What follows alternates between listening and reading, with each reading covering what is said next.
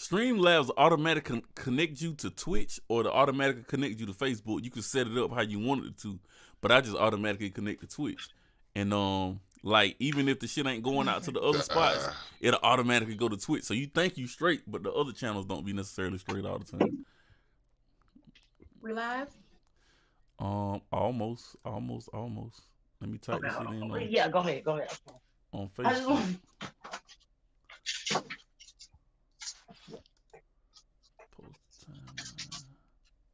I'm just all over the place. And all these fucking... Now I'm trying to get my computer set up. And try to get back on this bed.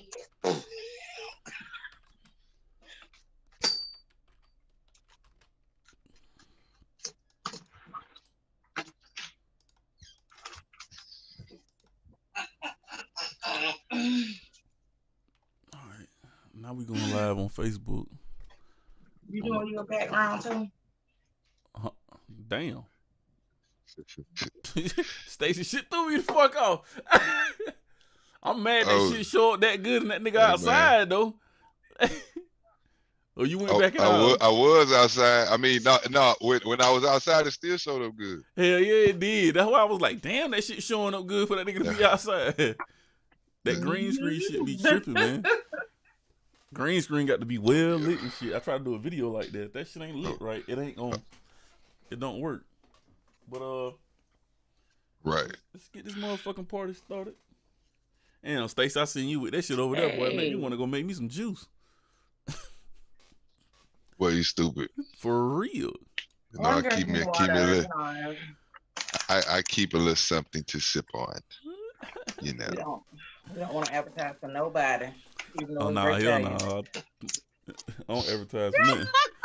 That's why I always have black cups, so I'll pull the goddamn label off of it. When they start paying us, I'll advertise like a motherfucker. Long as long as that check right. If you feel me, a check right, we can do whatever. But all right, man, we finna get this thing started, man. Thanks for tuning in to another Stay Dangerous podcast. I got my boy Stacy in here, and my cousin Latressa. Yo. We're gonna have to get you a nickname, Tressa. Golden something. Sunshine. Sunshine? That's your nickname, Sunshine? That's what everybody call me. Well, that's your nickname then. Miss Sunshine is in the building. Yeah, Sunshine.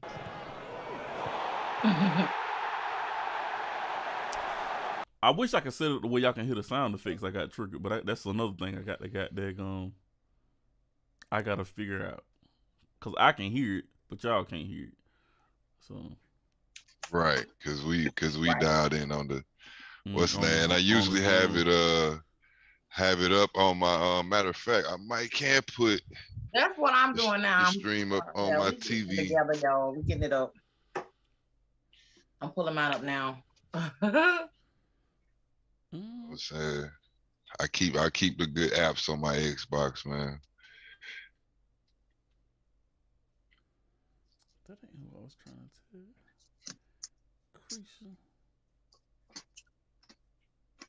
And no, I had Charleston White, 85 South. Man, I can't stand that fucking interview dude. Pulled up, boy. I can't watch that dude no more. I like him, but some of the shit he's saying be like, it be too off board or some shit. Like, I don't know, man. A lot of the shit he be saying be outrageous. You feel what I'm saying? That ain't it. But see, when he was explaining why he do that, you feel what I'm saying? Because he was explaining on 85 South Show why he say stuff the way he say it and stuff like that. I already had figured that. You feel what I'm saying? Yeah, he figured the game out. He wanted the shock value. For me, he say shit in a way that sound fucked up, but then when he explained why he say it, I be like, boy, that make a whole lot of sense. Yeah. You know what I'm saying? The only thing I didn't like what he said, he had an old video where he went real crazy about gay people, and it was just too much. That I didn't like. But everything else, the nigga be spot on. I ain't like that shit he said about Nip and goddamn Big Monster Cody them. Like, you talking about some them niggas are characters. And I was like, bro, you a character. Like, you can't decipher the character and the real person. He was saying between the real name and then the character of whoever. And I was like, you can't do that because they all the same person. Like, what the hell you talking about, man? Like, some of the shit he just said, after he said that shit, though, man, and the OG Crip nigga checked him, I was just like, bro, I just can't, I can't get with the nigga no more, man. But, I ain't seen that. I ain't seen the one where I had seen the thumbnail of it, but I ain't looked at it. Yeah, that shit that kind of crazy. But yeah, he's a funny motherfucker. Yeah, he just pretty much finessing the game shit, man. But man, we finna introduce the goddamn Stay Dangerous podcast, man. The intro video was finna play, and then we gonna jump right into this men's mental health. It's just a topic I've been talking about all week. I just thought it'd be fun to break it, cause it's something that really needs to be talked about in our community.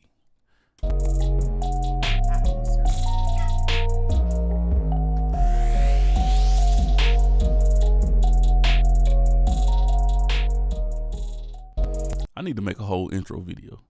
But anyway, man, we gonna give y'all with a light topic, then we gonna jump straight into the heavy shit. I gotta text you, Trust, I gotta text you the stuff.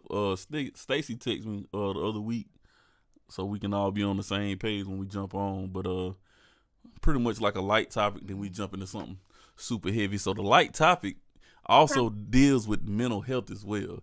And we want to talk about the show Euphoria. I just jumped on it this weekend. And Euphoria, I'm on season 1.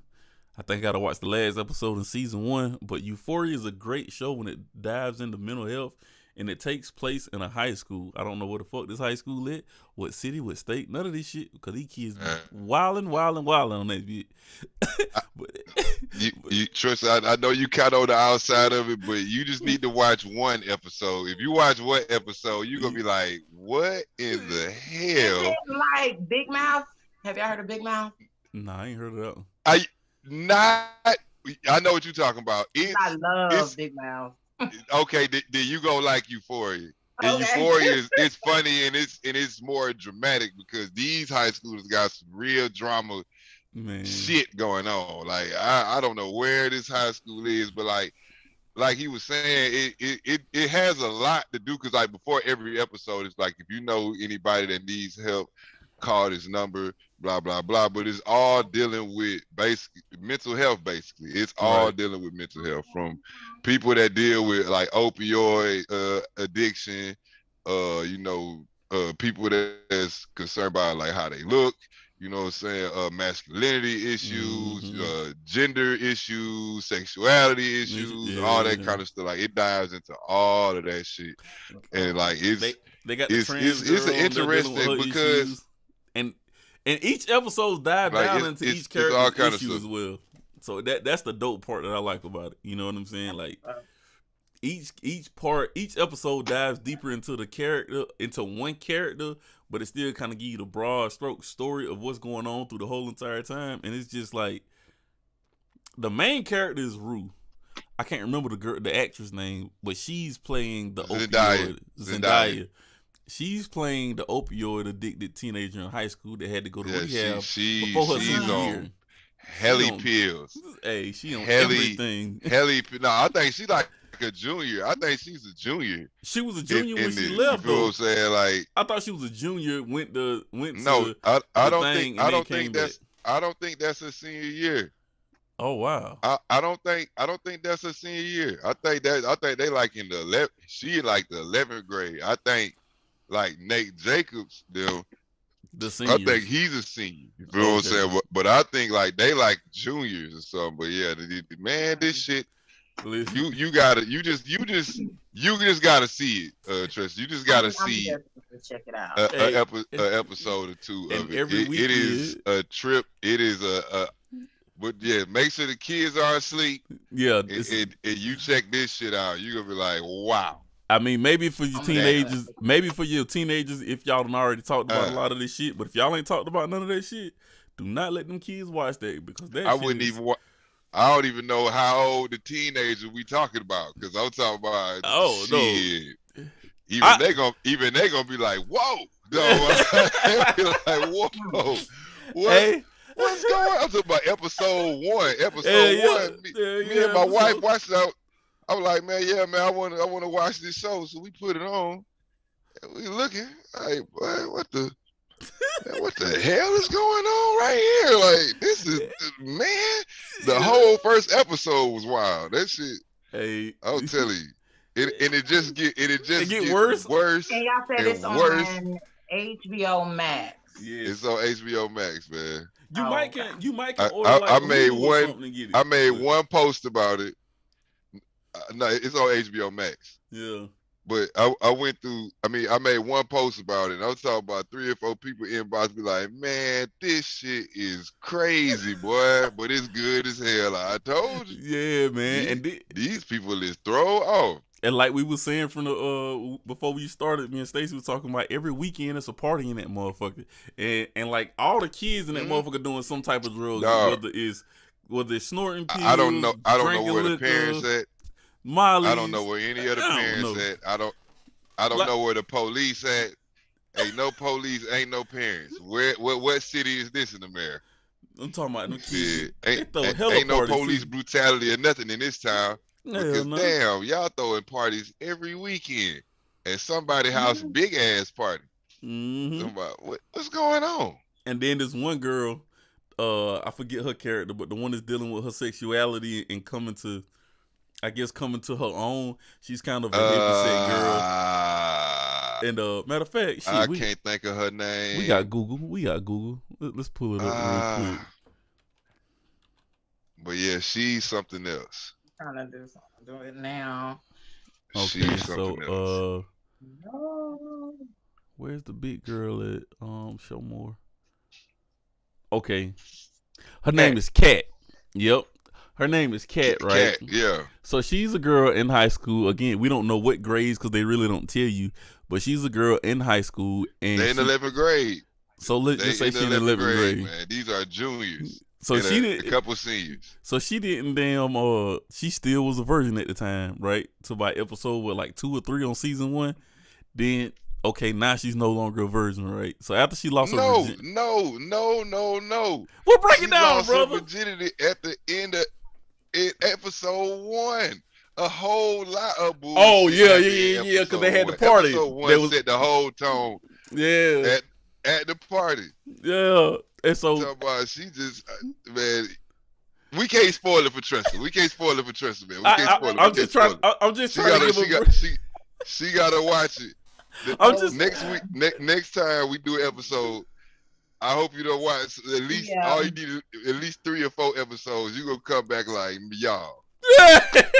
Y'all, we were like, we told you, like, tell you that shit is crazy. So listen though, I ain't had one person start on it and be like, boy, I gotta watch it. Hey, it's just deep, but hers deal with sexuality, and then she gets into I guess it would be a dominatrix type shit. Like she's getting paid for video, whatever. It's really. Her situation really ain't necessarily sexuality. It was more like body confidence type thing. You feel what I'm saying? Right. That was her whole thing because she wasn't as pretty as her friends and all that shit. She kind of nerdy and all of that shit. But the whole time, remember, her whole thing was like she was like anonymous online writing like all these sexual fan fiction stories and all of this stuff. But she was still a virgin. You feel what I'm saying? Right. Like he said. Yeah. But then, she started this, the little video went around with her losing her virginity. Right. And all these people, like, she's so embarrassed. She trying to get the video took down. She embarrassed, but the video go viral. And she looking at the comments. And it's all these freaky ass men and they love it. So she like, well, shit. And then she started doing some stuff. You got to see it. You got to see it. You got to see that. I ain't gonna spoil it went viral on Pornhub. And when she go on Pornhub, that's when she see the comments. So she was like, well, it was like start a free account. So she was like, oh, fuck it. and went up from there. But like, that's her character.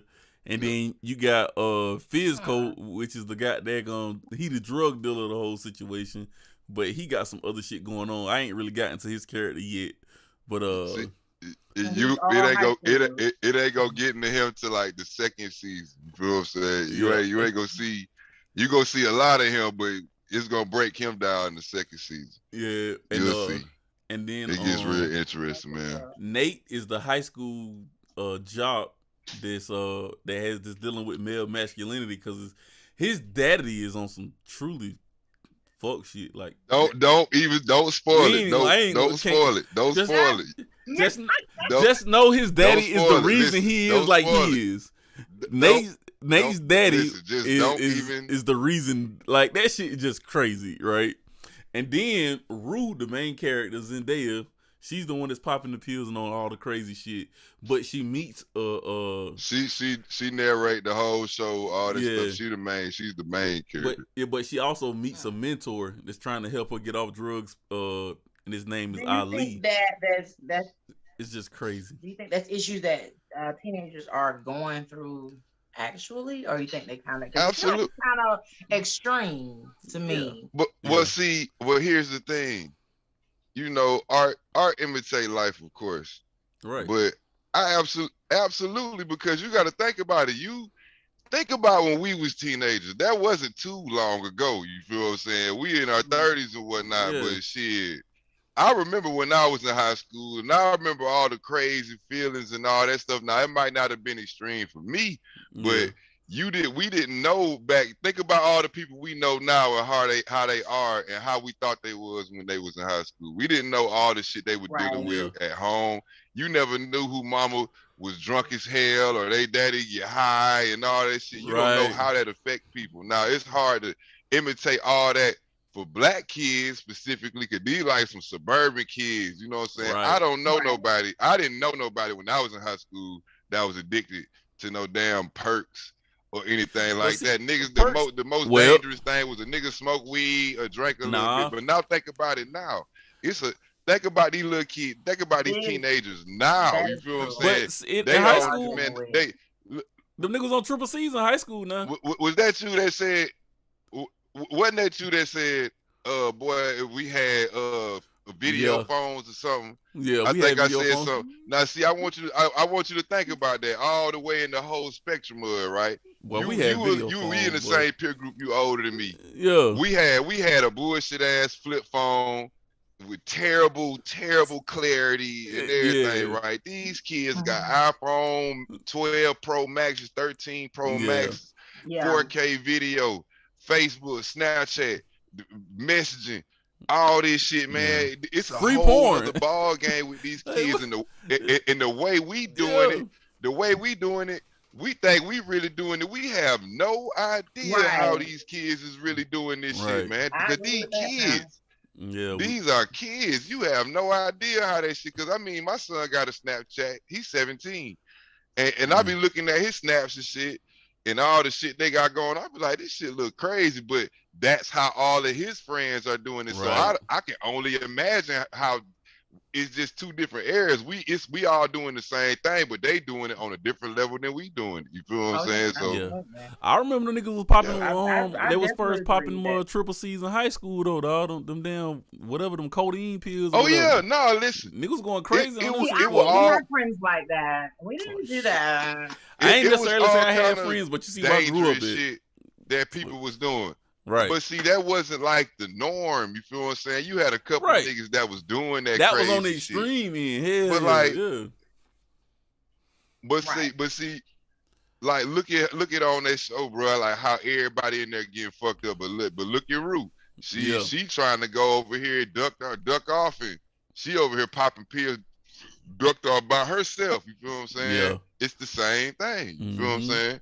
Because everybody it's not a whole lot of people doing that real hard. But think about it. When we was in school, it was always that one person who was like real hard into that crazy drug shit. It's like, that nigga, he do what? Yeah. Hell no. You know what I'm saying? Like, I remember they first started doing the little aerosol things too. That was happening in high school. When I was in high school, the little aerosol can things where they turn upside down and they inhale them shits. Huffing the air, the air cans, the cans of air. That's when the Tylenol threes first came out. I saw somebody do that shit, and it threw me off. Tylenol 3s, they was eating them It shit. threw me off because the dude cause dude come in, he like, hey man, you mind if I get a whiff? That's what he called it, a whip. Yeah. So I'm thinking he just need to use my duster, cause I had the studio equipment. I'm like, yeah, man, go ahead. I'm thinking he need to dust something off. Yeah. And he get in me. Sit here blowing it into his mouth and inhaling it, and I'm just like, hey, nigga lost. I didn't stop him. Listen, I didn't stop him because I'm sitting here just really like, so you really trying to get high off a can of air? That is some outrageous shit, man. Yeah. This is a can of air, man. Matter of fact, I also remember too, that's around the time they start IDing people to even get cans of air and Elmer's glue. You couldn't get it like that. You had to have an ID to start doing that shit. So yeah, like we had extreme cases, and then we had the like you said, the mild cases. But like shit, on average, I know niggas was going.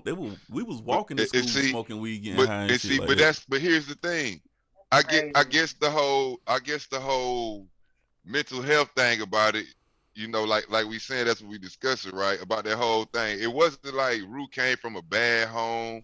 And all that shit. Did you see how it got her to that point where she was addicted to drugs? Yeah. She was just a little hyper little kid. And her mama panicked, take her to the doctor. Oh, ADHD, blah, blah, blah. Yeah, I didn't like that shit. Yeah. So now it done slowed her down. See what I'm saying? Now she already get addicted to pills, but then what? Her dad gets sick. You feel what I'm saying? Her dad get cancer. He got all these pills in here. She helping, she giving him one, and she going on to take her one too. So now she in here high. So now she in here high with her dad. You feel what I'm saying? So that's how it did when her dad passed away. Shit, you already taking these pills. Shit, I want some more. Yeah, I definitely know a high school friend of mine who was dealing with, his mom actually had Alzheimer's and did not remember who he was. So that's dementia and all that is terrible. Yeah, that's terrible. Of course, that's that's a terrible thing. Both my grandmamas had it on my mama's side and my daddy's side. That shit, it hurt me, boy. My mom's mom had that shit. Yeah. I forgot what's going on. But okay, I'm looking all this. So, what about the well, teen pregnancy was also in this stuff, but we talking about all this stuff because there's a lot of mental health shit that we deemed as normal. That now when we look back at it, we like, ooh, oh boy was in trouble. Shawty was really in trouble. I remember, man. Like she just said, like she said, bro. I didn't mean to cut you off, but I absolutely believe that teenagers is going through this same shit because. When you think about it, a lot of adults go through this same thing. It might not be in a high school setting. It might be in a work setting, in a social group setting.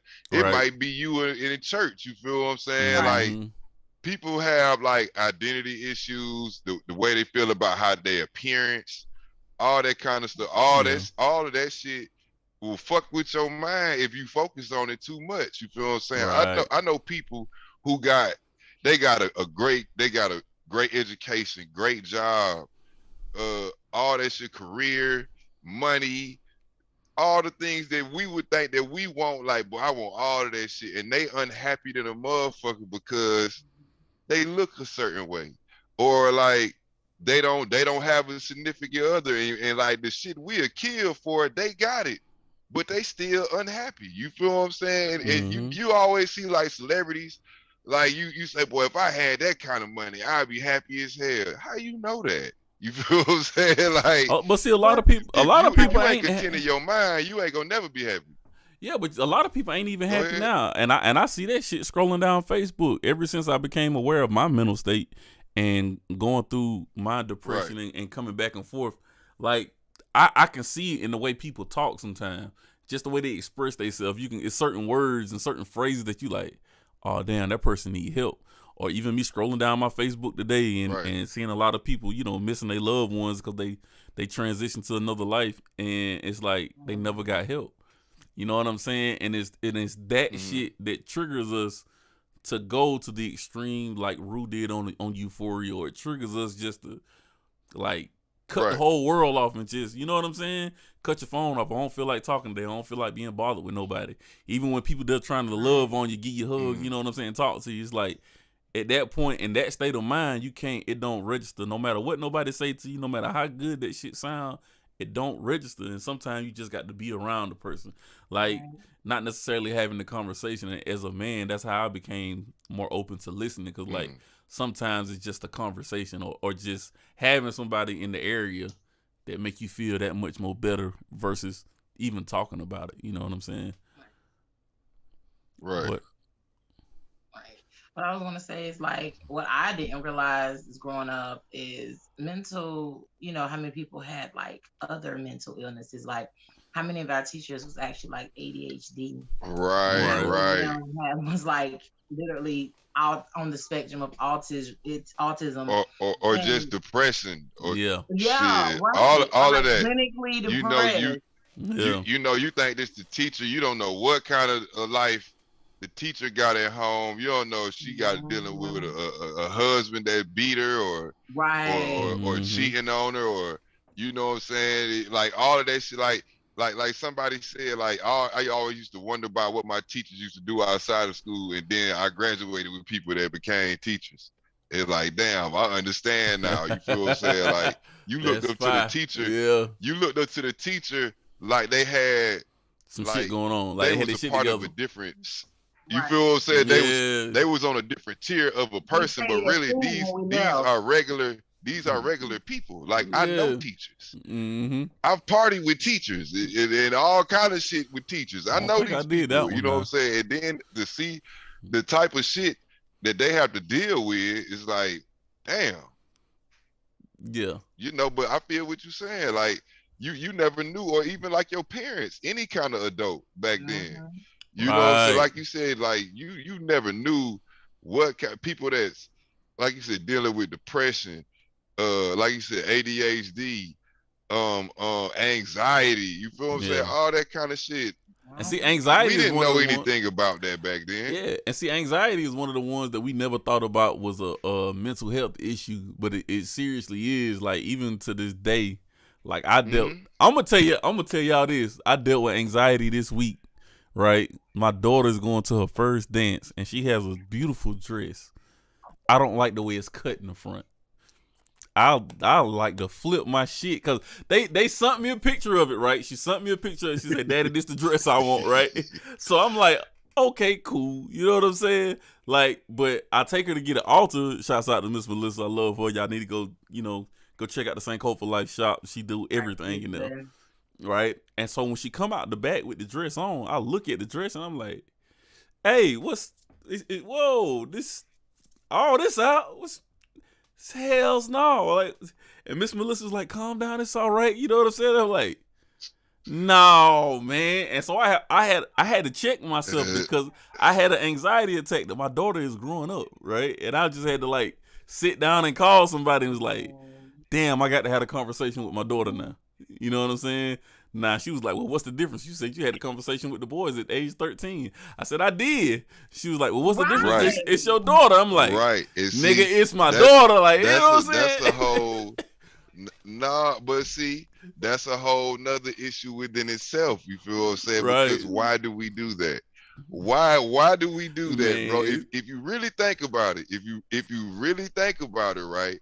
It's a whole contradiction within itself. It is. You get your boys, you sit them down, you had a talk with them, whoop de woo, you give them their first condoms, whatever the situation is, son, protect yourself, whatever it is. Right. But then your little girl, you don't have no conversation with her, nothing with this. I guess you're supposed to leave it up to the mama, but she might be on the same shit. But then, okay, if you're having the conversation with your boys, but then the parents ain't having the conversation with the girls, so where is the boys gonna find all of these girls? These girls out here just as sexually confused as the boys because ain't nobody having the conversation with them, and now you leaving it up to the fucking porn to teach them all of this shit, and this shit ain't doing nothing but making it worse. Right. You know what I'm saying? Bring home the grandbabies. No, they ain't exactly. See, because look, you ain't had the conversation with the girl. Look, I just had a whole panic attack when she said that shit. Control, so she won't make a mistake. Thank All you. of that kind of crazy shit, man. But the even one thing, if she ain't having sex, you never know how peer pressure working or how any of that shit working. Yeah. And man, come on. Like I said, my right to be on birth control. we was kids once upon a time too. Think about how stupid we was and all the shit we were getting into. Yeah. Why would you think? Why would you think that your kids ain't experiencing the same shit? That would be naive. You feel what I'm saying? So I always say, man, like Floyd Mayweather say, my daughter is 11. My daughter, my daughter's 11. She finna go to 9th grade next year. She's 9th grade, so that means she is 13, 14. She going to like 13. A military ball? No, it's just like some type of school dance or something like that. I think they had a military ball this weekend. Okay. Yeah, she's like 13. But like I told her, when you was 13, we were your mind. But see, what I did was, like, even with my boys, when I broke down sexuality and all that, I broke it down from a basic standpoint and I broke it down from a spiritual standpoint as well. So like when I had these conversations, like we have it all the way across board, even with the mental health about being attached to women.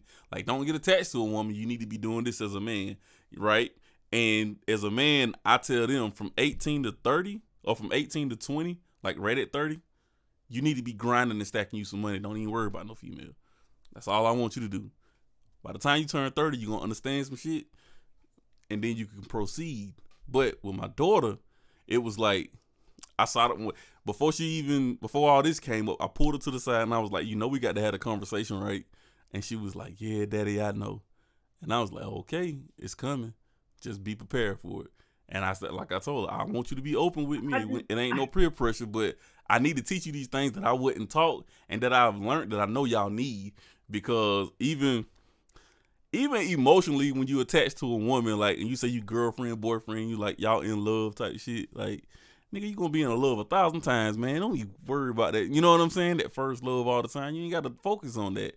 I need you to focus on some other shit so you can get to a different place in life than Daddy was, than Mama was, or your grandma was. You know what I'm saying? So I'm trying to more focus on that. But here's the thing. Though, big dog.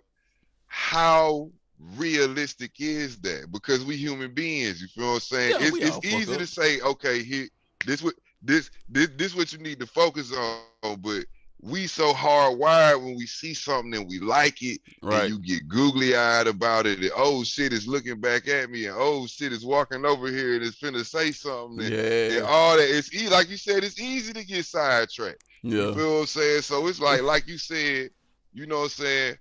Like you just said, but at the same time, like you said, you told your sons, focus on this, all that shit. The same thing could go for your daughter. Hell yeah.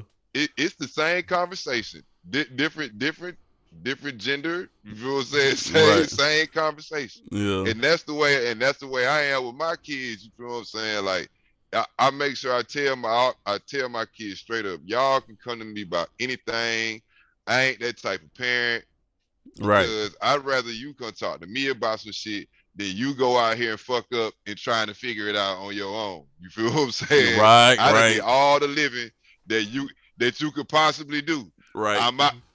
I'm your encyclopedia with this shit. Don't be afraid to open me up. I got you. Right. You feel what I'm saying? I got you. That's how I feel. So it's like, my daughter, she's still, she's 11. You know what I'm saying? But me and her done had little conversations here and there about little stuff, you know what I'm saying? But I'm gonna talk to her the same way I talk to my son about the situation, because like I said, bro, I feel like not enough parents do that with their daughters, because like they want to protect their daughters. You feel like it's your daughter, it's your baby. You don't want one of these goddamn raggedy ass niggas fucking with my baby. You feel what I'm saying? Right. All that kind of shit.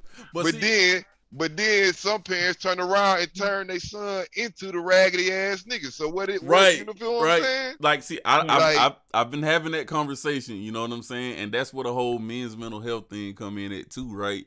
It's like I'm having the conversation about kids, but I'm thinking about it as an adult and as a parent, and that'll go off on another stingy. But it was like, we as men are under so much pressure, right? And then when it comes to talking to your kids, it's a different pressure. And the whole anxiety shit with my daughter, it was just like, I felt like I had time. But now seeing her in this dress, is the reality suck in, and I know I didn't have time. So it's like, how do I approach this conversation? Because I'm a man and she's a girl. You know what I'm saying? Like, how do I approach that conversation? So then it was like, when we was going in the store, and I was like, baby girl, listen, if now dude don't open the door for you, leave that nigga alone, because he ain't for you. And she just kind of looked at me. She was like, what? And she was like, huh? But it's like, I just dropped little gems like that on her. And I know she takes it in, but because like when I do it to them, I always do it in a shock factor. So it's like, it's something that's going to stick out to them within the course of their day, and they got to bring it back, you know what I'm saying, to think about it. But like the whole, I don't even want to think about that shit. The funky Watusi and shit. Like, I don't know how to have that conversation. Saying, make sure that you do it very tactful. You pay attention to how you do it, because, like you said, you are a man talking to a teenage girl, even though you're her daddy. You got to be very, cautious, because I remember my dad saying something to me from a man's point of view, and it really hurt my feelings. And he didn't mean to hurt my feelings, but at 12 years old, it really hurt my feelings. He was like, saying something about how I walk. He was like, you twitch too much when you around men. And I was like, I never knew what it meant. And I was like, what? I didn't know I was twitching. I mean, I didn't think I walked any different. You know what I'm saying? So I don't know if it was my daddy saying, maybe just noticing it at that time. But how he said, he was like, you twitching too much around men. I'm 12 years old. That sounds so... That's a problem on the grown ass men that ain't got no business looking at a 12-year-old girl walk. Right. Is it though? For like, one. Hold up. Yes, it is. Only reason I'm gonna push back. The only reason I'm gonna push back, dog, because even when parents addressing their daughters, right? They're like, oh, this look nice and this is cute. And I've had this problem with my baby mama, even another young lady. She was trying to buy something for her daughter that's like 6 years old, 7 years old, and it was a halter top. And I was like, no. She was like, why? Why are you trying to make her grow up? It's the little things. If you're looking at a 12-year-old girl, you're a pervert. I'm not giving them niggas no excuse, but I'm just saying, like, I think it plays both ways for me personally, right? Look, I understand what you're saying, because absolutely, I don't think we should be sexualizing kids at a young age. You feel what I'm saying? Yeah. Trying to make them look, super cute. And well, I always say super cute, but you know what I'm saying. Yeah. You done seen the shit on Facebook and all that, and it's like, okay, that's a little bit too much for a little kid. But at the same time, why is there so much attention? You know what I'm saying? Because there is perverted people out there and all that kind of shit. Why do sometimes, like you said, you might not even know you was twitching. You might have just been walking. You feel what I'm saying? Like, this is how you walking. And but when you go in front of these grown people, it's a problem now when you just been walking this whole time, and it's like, damn, why are they looking at you doing that? You feel what I'm saying? You feel I can't even perceive like that.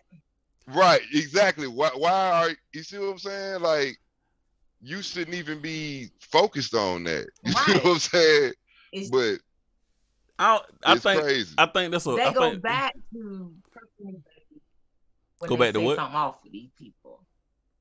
It goes back to when we was talking about trusting these babies when they say something's off. Like when they say, I don't feel comfortable around that uncle or that auntie. Right. Some children. I mean, I didn't know enough to twitch. You know what I'm saying? Like, I wasn't thinking like, I'm gonna go and twitch. You know, like. Right. But it made me feel real bad. I mean, I don't know how my daddy could have expressed his. I don't know what he could have said or why he even felt uncomfortable. Like, I don't know what he could have done. He shouldn't have came to me and said, you twitching too much. But that's a conversation for for your mom or your auntie or somebody to talk to you about. And I think that's one of the things that we don't, that the lines get blurred, because we know certain parents ain't gonna have that conversation with their daughter. You know what I'm saying? And certain fathers ain't gonna have certain conversations with their sons. So it leaves it up to the mom to teach their sons, and it leaves it up to some of the mothers to teach their sons. Like, it just crossed the shit up to where the conversations are already uncomfortable, but then they become more uncomfortable because it's the opposite gender explaining, you know what I'm saying, what's going on. And that's a whole different mental health. It's how the message is getting delivered. We all ain't meant to deliver messages either. Delivered, you feel what I'm saying? Everybody can't explain shit. Right. Like that. Right. That shit is hard. I could have just took it wrong, basically. That my dad was being mean, but I didn't know him. You know what I'm saying? I didn't know him like that. You know what I'm saying? Yeah. Like, I didn't know him like day to day, every day. My dad, how he acts. You know what I'm saying? It wasn't the message; it was the messenger. That too. Yeah. I'm assuming when he came to me, I took it as like, Daddy, that hurt my feelings. Like, that was rude for one. That's one thing I want to teach my daughter though. That I don't know how to deliver that message or how to even get it. But taking offense to everything, I think a lot of younger women do that shit. They take offense to a lot, and it don't be offensive. Like, it be coming up. We're already emotional creatures. Like, yeah, that as well. But I'm saying, like, when girls transition into women, they get older. You know what I'm saying? 20, 30 years old. A lot of women still take very generalized topics and be real sensitive about it. And it's like, damn, like, you can't even have the conversation. Huh? What you say? Maybe they haven't matured in that area. That could be the case. Okay, but put it like this: we as women. Go ahead. No, I'm listening. No, I would like to hear the perspective of the woman. That's what I'm saying. I'm listening. I'm locked in. We as women have to learn how to control our emotions. That's how we mature. Men grow up having to learn self-control, period. That's how they mature. So a little girl is an emotional ball of estrogen, and men are, what y'all looking like? No, we listening. We listening. No. Keep going.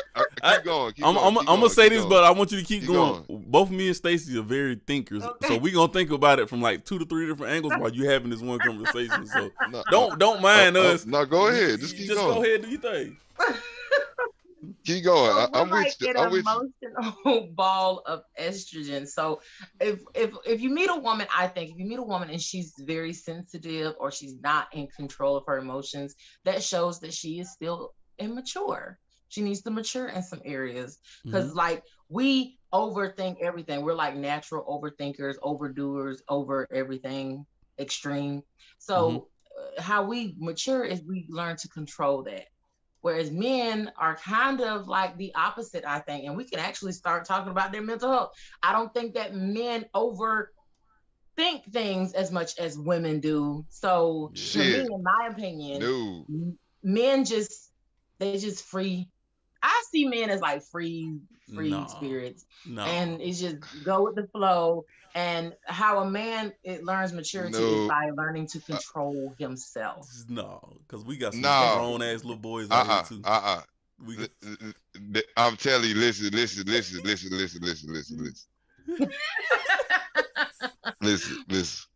I'm gonna fuck with you for a second, because growing up as a little boy, I'm talking about from we little boys. It ain't about self-control as much as it is about controlling your emotions, totally suppressing your emotions, because you got to be tough, don't cry, all of that shit. You feel what I'm saying? Then you grow up around other little boys, and how it always is, especially, it's always the bigger one, the faster one, all that. That's who all the girls like.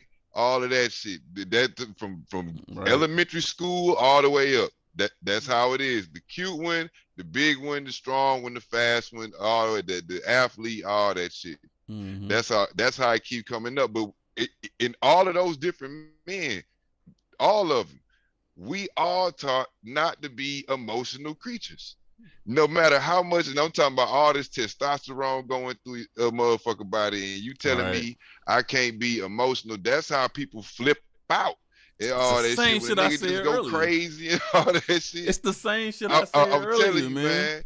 It ain't even about self-control, because I know even the wildest niggas who got no self-control still won't cry around on niggas or something. They might be Right. depressed like hell, but they ain't gonna go tell their homeboy that shit. Yeah, They ain't gonna say that to their home, man, boy, I'm stressed out. You gonna sound like you weak or something. Right. You feel what I'm saying?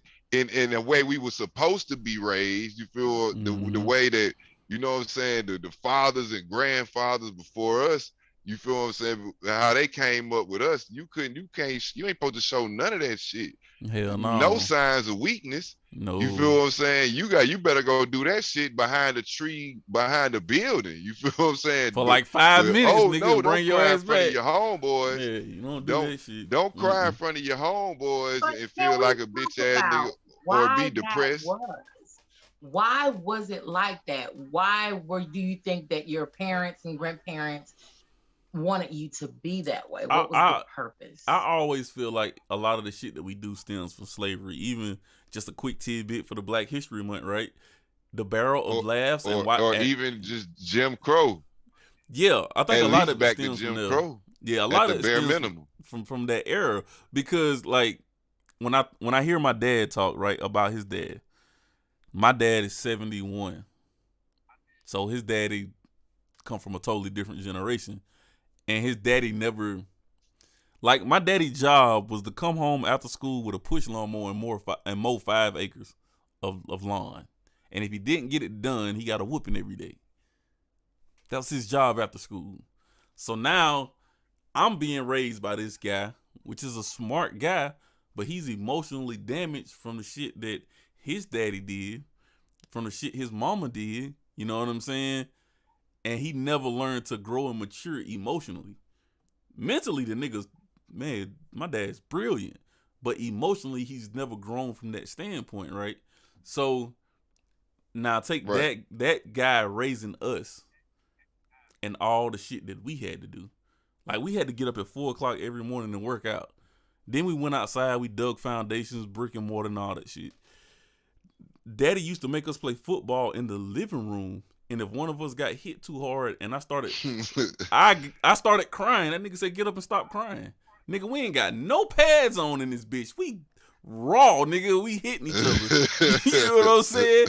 And I got my ass lit up. Why do you think like when your father was telling you that, like, get up and stop crying, and he was just like, because I don't want my son to be no, you know. Maybe why do you think he was doing that? But I think it's also us having to deal with society. Black men having to deal with society in itself is a fucking triggering thing. Right. You know what I'm saying? Like, right. Even if we look at Tamir Rice and Trayvon Martin, look at them kids that got murdered for nothing. Right. You know what I'm saying? And we still got the case of Amir Locke that's going on right now. So, like, I think a lot of that, like, my daddy seen the KKK as well. So, like, when you're dealing with shit like that, you know what I'm saying? Then you dealing with the aspect of, it's a protective mechanism. Yeah, then you deal with the aspect of just having to go out and support your family. You know what I'm saying? Then you got to deal with another aspect of making sure your wife happy. Like, it's a lot of shit, but nobody's ever. I don't know how to answer that shit in general. For real. I mean, you also got to think about it, man. You got your pops out here. He out here in the workforce. Look at the type of, like you said, the era he come from. You say he's 71, right? Yeah. So he done been through a little bit of Jim Crow, a little bit after that, all of that. You know what I'm saying? Different type of the different eras and different levels of racism and all prejudice and all that shit. Of course, you gotta try to raise your kid to be tough, because the world is tough. I'm out here doing this shit. I can't have my kids out here being weak, because they gonna have to come into this world that's tough as hell. You feel what I'm saying? That's how a lot of black people, that's really where that shit come from. Like you said, with the whole slavery aspect of it. All the shit that these folks had to go through and endure. I can't have no weak child going out here into the world because shit, they gonna get ate up by the wolves. Right. You feel what I'm saying? Like my granddaddy and all of his siblings, I swear to God, these are some of the most sternest people in the world because they mama did not play none of that bullshit. My grandma spoke what was on her mind. She did not give a fuck. She was like straight up raw and uncut. My Uncle Marvin, dog, I don't know if that shit just drove into him, but him and all of his kids, they the same way. They like, if that shit on their mind, if they feel a certain way about you, they gonna tell you how they feel. They don't give a fuck about the consequences, none of that shit.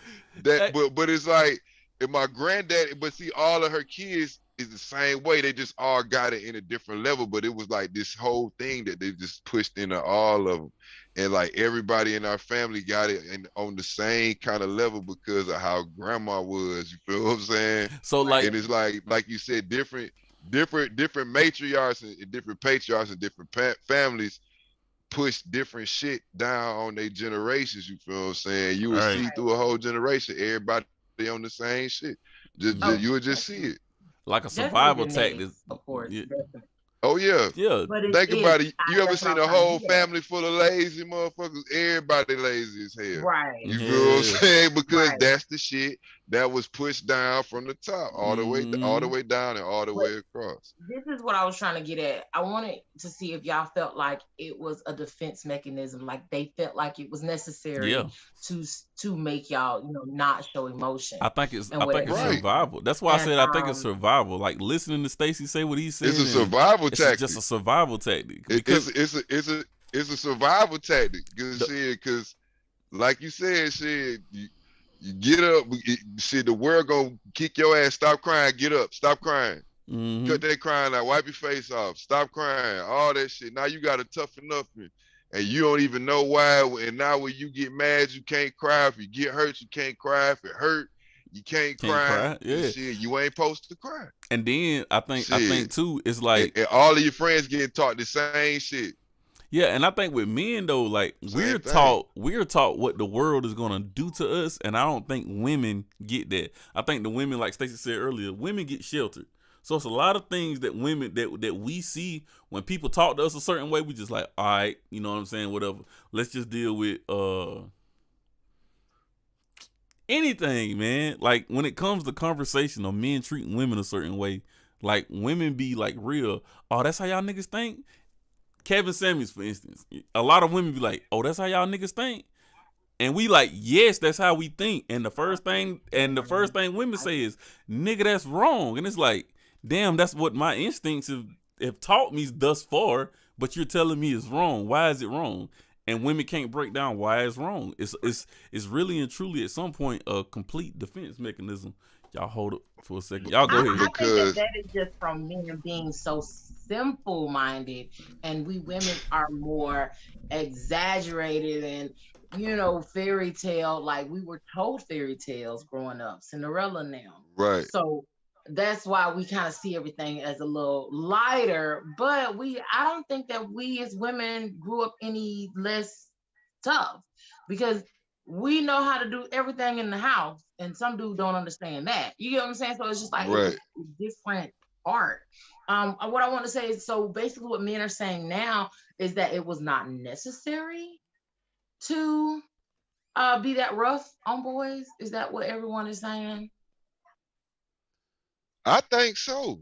Like, that's the thing. Like, here's the thing. How am I expected to understand my wife's emotions or my significant other's emotions when I'm supposed to suppress all of mine? Yeah, that shit doesn't make any sense at all. You feel what I'm saying? I'm supposed to not show any emotion. I'm supposed to be tough, all that shit. But how am I supposed to interact with this person when, like they say, women are emotional creatures? People are emotional creatures. Yes, we all emotional creatures. It's just one gender gets taught to be this way about their emotions, and the other one is taught to be this kind of way. Think about it. The little girl fall down, she start crying, you pick her up. You feel what I'm saying? You pat her, oh my baby. The little boy fall down, get up, stop crying. Yep. You feel what I'm saying? Like how and then how when those two people get up and get together when they older, how in the fuck are they supposed to understand each other's emotions? Yeah. I feel like with men being told to control, I really just believe that men have to, that y'all have to maintain a level of restraint. Y'all cannot go into this emotional field, and I mean this with so much love. It's not meant for y'all to do that. And I Lies. know a lot of people saying, well, who do No. we vent to? And yeah, I think that y'all have other ways to outlet, but you all venting, and that is not the correct way to do it. It And I'm is. saying it like this because I'm saying it like, okay, well, maybe it's a certain way to do it. And I'm not talking about how you look or will be perceived as a man. I'm talking about, I really think that men are tapping into this feminine energy and they cannot handle it. We It's can't because handle you're operating outside. Listen it. to what I'm I'm saying. listening, cuz. I'm I'm listening. listening, I'm but listening. it's just so much. It's because It's y'all just the way you said it. It's just the way you said it that was this funny. is what I'm thinking.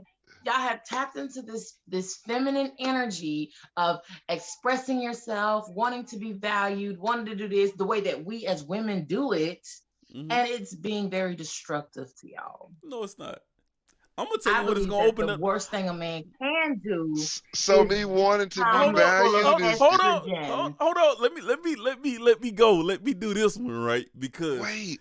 I Okay, think about you this. got it. The Wait. first thing we're taught is men happy wife, happy life. You're taught to disregard the man's feelings altogether. How do you expect him to grow as a man? Truly, how do you expect him to? I have a cup set with that on it. Men. So you're saying men are not supposed to be emotional. You're saying that men are supposed to ball up like cannonballs and have this urge, this rage, and wanting to be felt a certain way, right? But then when he lashes out at the woman and has a whole domestic violence situation, he's wrong, right? Because I believe the that a anger man is so powerful that it's dangerous for him. Like Jean Grey in X-Men, it's dangerous for him to go to a certain level. Why? I believe that a man is so powerful. I believe that it's dangerous for him to have that much. Okay, but see, what's gonna happen? Hold on. I think it's gonna be a draw. That's why you teach. But that's why you teach men. You start with little boys to teach them about how they feel about their emotions, because it's not about feeling feminine or anything about that. It's about how you controlling how you feel when you get angry or if you sad or any of that kind of shit. Because if you raise a person to suppress that shit, and just like you said, and you feel like you powerful and all of this shit, and then you just lose control of all your emotions. That's how people go shoot up schools and shit. Exactly. That's how people go on these rages and all this shit. That's how road rage, you see it, shoot at a motherfucker, how people flip out and they be like, I don't know what I did, because they couldn't realize, like, damn, man, fuck that guy. I ain't tripping on that shit. You just get so upset and flip out to the point where you do some wild shit. Let me tap into this other part. I'm gonna tell you why that's not true. This other part is the dominant alpha male masculinity that we haven't yet to talk about. So when you suppress those emotions and you're supposed to be a dominant alpha male, and that shit come colliding, now I got to do something to you. I have got to protect myself. Now I got to show you who the fuck I am. Exactly, right? Now I got to show you who the fuck I am. Now this boy is over into the toxic masculinity, and that's what we had to deal with our parents and our grandparents, is the toxic masculinity part. Yes, it is. When a man speaks, he is heard. If you think about it with his kids, I can yell at these boys all day long, get down, babe. Get down, do this. Okay, but when daddy say, boy, go on down, babe, he ain't got to yell too much, because when a man speaks, he is heard, y'all. That's like a natural given thing that God has given men, with the bass in your voice. When you speak, you are heard, whether you amongst other men, children, or women. But listen, listen. Go ahead. The reason why I say holding it in is not going to cause you to explode. Not a man, and let me tell you why. The first sign of mania, if you look it up, mania, That means going crazy. The first signs that you are about to go crazy is you become very impulsive.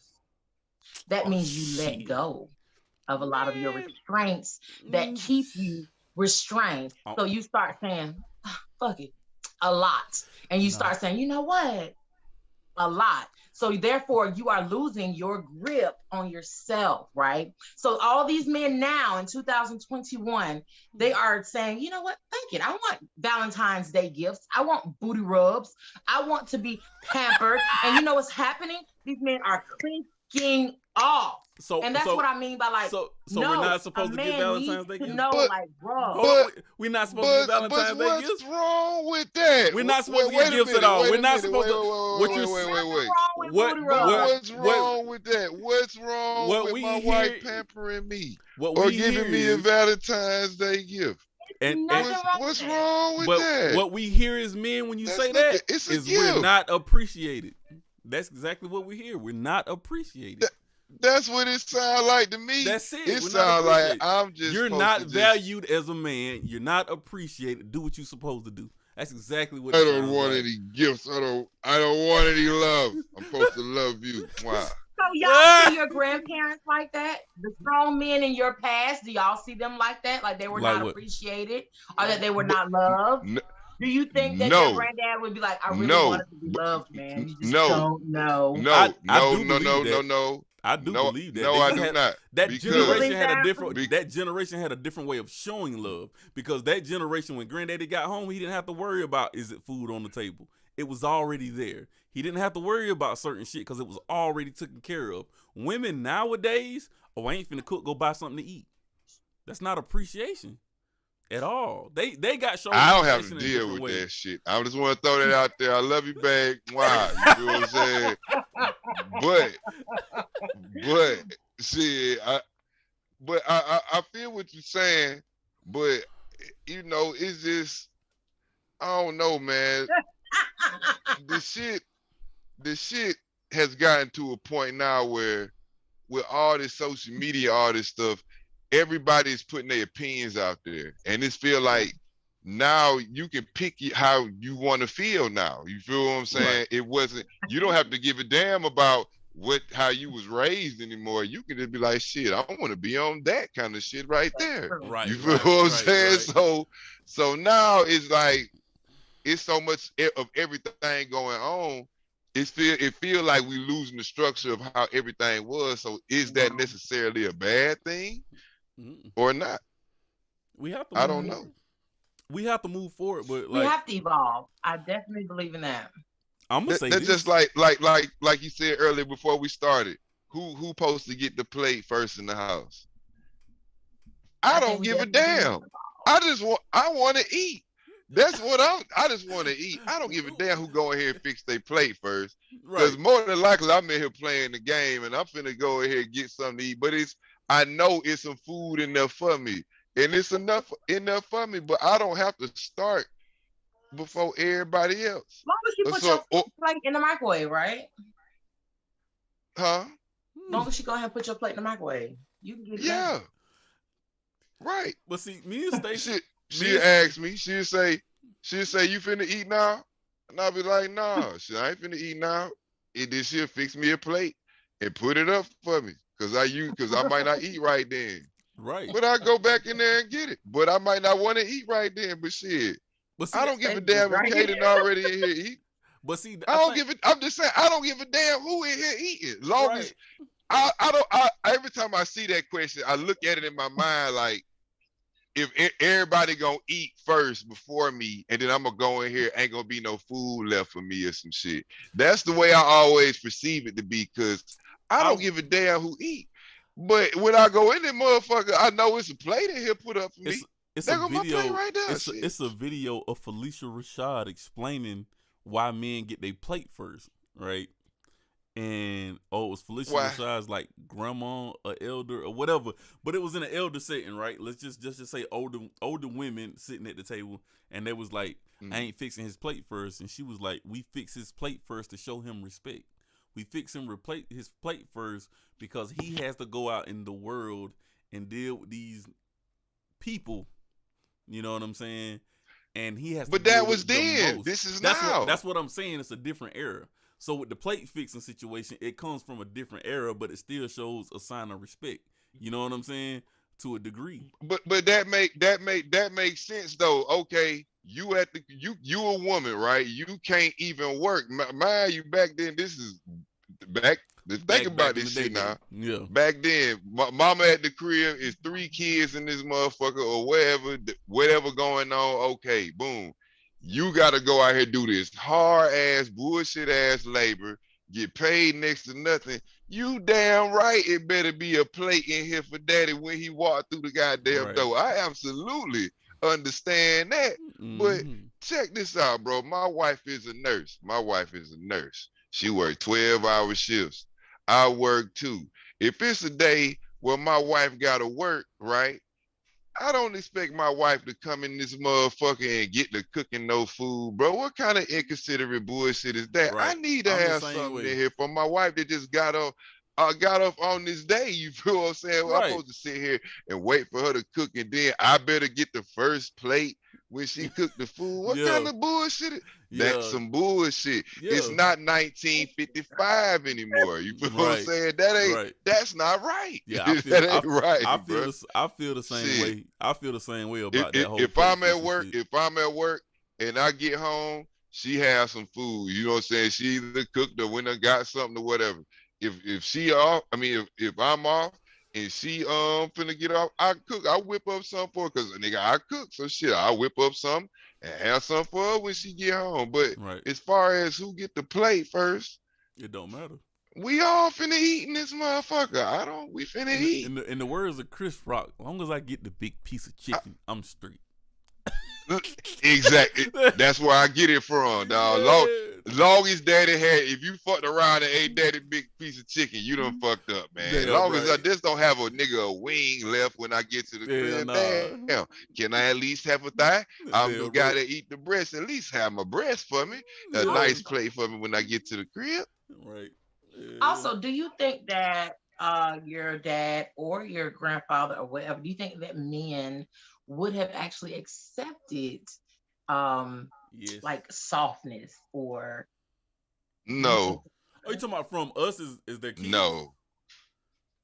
Us as their kids? Hell no. Well, you know, like what the generation before us. Are you saying like the generation? Do you think your dad would have been like, booty rubs for me? You know? No, like, no, because of the generation before them. You feel what I'm saying? That's like you said, it's all about the access to information, all that shit. Down inside, he would have wanted something more. I think he would have wanted something more to maybe so, but that whole aspect of that was not something that was ever introduced to him. You feel what I'm saying? Think about it. I'm pretty sure. I don't know if my grandma ever used to give my granddad a back rub or anything like that. You feel what I'm saying? But I'm pretty sure he wouldn't get no booty rubs. I don't know. You don't know what I'm saying. I don't want to know. You be like, what they say, TMI. That's too much. But I mean, I don't want to know that shit. But I think. But you know people who never had no kind of intimate experience like that. They just go in there and have sex with grandma. Right. Go in there, have sex with grandma and get up and go to work. Shit. Yeah. Don't even give a damn. You feel what I'm saying? Like because that wasn't a part of the thing. We married, we finna have these kids, we finna live and whatever shit. It wasn't no emotion behind it. You feel what I'm saying? And it's a fucked up thing to realize now. But it's like, damn. I think they would want it. I think they would want it better gifts because, like, even when you think about, I want your take on this, Trust, from a female standpoint. Okay. When Valentine's Day just passed, we seen all the commercials and advertisement for Valentine's Day. Women get some fly shit for Valentine's Day, all right? So why is it when it's advertised for Father's Day, all men get is khakis and a power drill? But women can get diamonds. Women can get these fancy purses and shoes and shit like that. And men get khakis and fucking power drills. Capitalism. For real. Yeah, I know women, capitalism it's plays more a part in expensive it, but because your they're masculine gonna man go towards the husband woman. because your masculine man husband is gonna really want this power drill to build something with. You feel what I'm Right. saying? And That's then how that whole shit is. it's more expensive to buy or to put a holiday around a woman. So yeah, we could say capitalism because we are more expensive. We have more accessories. Exactly. It's just because I think that's why I think it's just capitalism as far as what a holiday. Because we can't compare it to like medical because we don't even get sick days for our period. We literally bleed and be in like excruciating pain, and we have to work beside men. And we are expected to come to work, and we're throwing up, passing out, lightheaded, dizziness. Right. You know what I'm saying? So it can't be like y'all don't get, it's not anything different as far as medically out there or, the workforce. We expected to perform in the, with the guy that's in my same pay grade. All right. So I think as far as like gifts and things, that's what's expected. It's just something that we have to change in our conversations. Like we need to start pampering our men. And I'm starting to see a little bit more of that of women, saying, ladies, we need to start pampering our men, do little things for him. I think it's coming around. I'm gonna say I this. just was saying as far as, I'm gonna just say this for me and my relationships and relationships past. If you want me to pamper you, then you got to pamper me. If you don't pamper me, don't expect me to pamper you. It just is what it is. I'm not going out of my way. I say that's reciprocation. Yeah, I'm not going out of my way to make your day comfortable, make you feel special, and this, that, and the third, and I never get it. Like I think that's very unfair. You know what I'm saying? Society has allowed people to tell men that if he likes jewelry or flowers, that's not masculine. That's deep. Cause I've been growing flowers since a kid.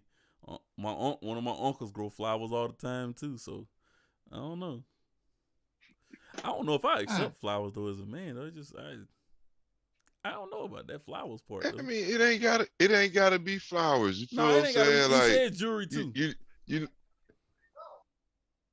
No, listen. A gift is a gift. You feel what I'm saying? Right. It might just be something that you like. You feel what I'm saying? Like I know. For example, I know what my wife like. I buy her the same type of gift. It's like a tradition for Valentine's Day. You feel what I'm saying? The same thing. You know what she got me for Valentine's Day? She bought me some balloons. She bought me like a little teddy bear, and she gave me a $50 GameStop card. Nigga, I'm cool with that shit, nigga, because I play video games. I play video games and all that kind of shit. Right. So it's like shit, nigga. That's love. That's what I love. I didn't need a ring, but it's a gift. You feel what I'm saying? I love you. Here you go. I know this is what you like. Here you go. Shit, cool. Right. I got her what she liked. She got me what I like. Right. Valentine's Day.